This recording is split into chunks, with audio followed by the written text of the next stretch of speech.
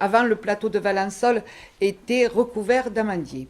Et dans les années 50 à 60, ils ont été arrachés, on va dire presque en totalité. On peut retrouver quelques arbres par-ci, par-là sur le plateau. Ce sont, on appelle des rescapés.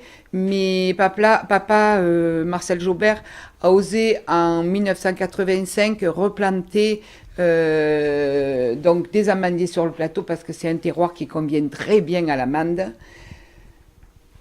Donc il a planté les variétés ferragnaise et ferranduel qui sont bien adaptées au terroir. Lorsqu'il a planté, c'est vrai que c'était osé. C'était osé parce qu'il n'y avait pas d'eau.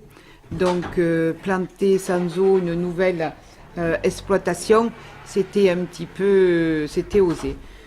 Ces amandiers ont produit, ils ont vécu.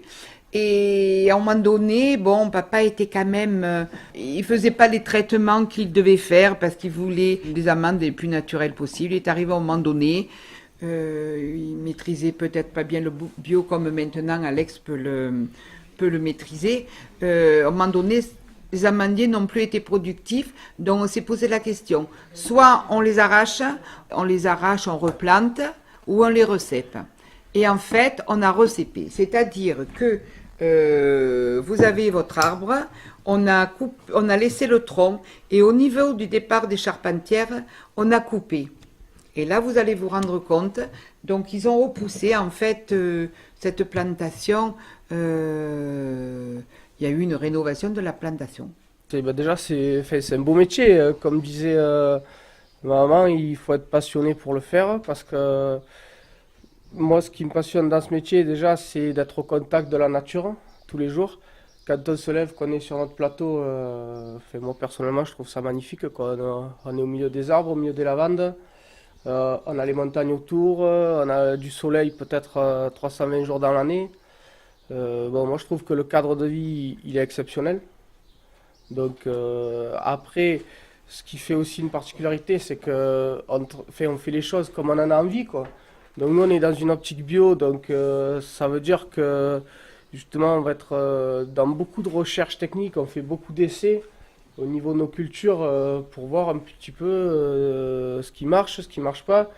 On travaille beaucoup en semi-direct, donc et puis du coup c'est vrai que ça on le verra dans les champs, mais si vous voulez on travaille en couvert permanent au niveau du sol, donc dans lequel on fait pâturer nos brebis. Donc, ce qui nous permet donc, de faire une fauche, d'entretenir le verger, faire une restitution avec les merdes des brebis, donc un apport azoté.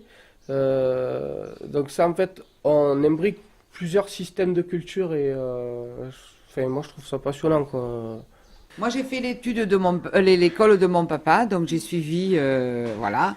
Et Alex va vous dire. Mais moi, j'avais fait un bac S à Manosque. Et du coup, après, je suis allé faire un DUT génie thermique et énergie à Marseille. J'avais travaillé un peu chez EDF Énergie Nouvelle où je faisais les designs des centrales photovoltaïques. Et au bout de 6 mois, j'ai voulu travailler pour moi et reprendre l'exploitation. Et du coup, je suis allé faire un BTS agricole à Carmejeanne et après, je me suis installé en 2012. Et ensuite, toutes tes formations pour le bio. Il faut savoir que papa a conduit du mieux qu'il pouvait, il a planté tout ce qu'il a pu planter sur notre exploitation, ça vient donc de lui. Moi j'ai suivi, voilà. Mais par contre, je suis seule comme fille, j'ai qu'un fils, je n'ai jamais poussé mon fils à faire ce qu'il fait. Parce que c'est un très beau métier, mais il est très dur. Donc, il faut bien que ça vienne de soi. Il faut en avoir la passion, comme je vous disais à peine, pour arriver à passer tous les problèmes, parce qu'il y a aussi des problèmes. Hein, comme je vous disais, la sécheresse, la grêle, tout ce qu'on maîtrise pas, quoi. Voilà, tout ce qu'on maîtrise pas. Si vous n'êtes pas passionné, vous pouvez pas le faire. Donc, il a vraiment repris l'exploitation et fait vraiment ce métier parce que Parce que j'en ai envie.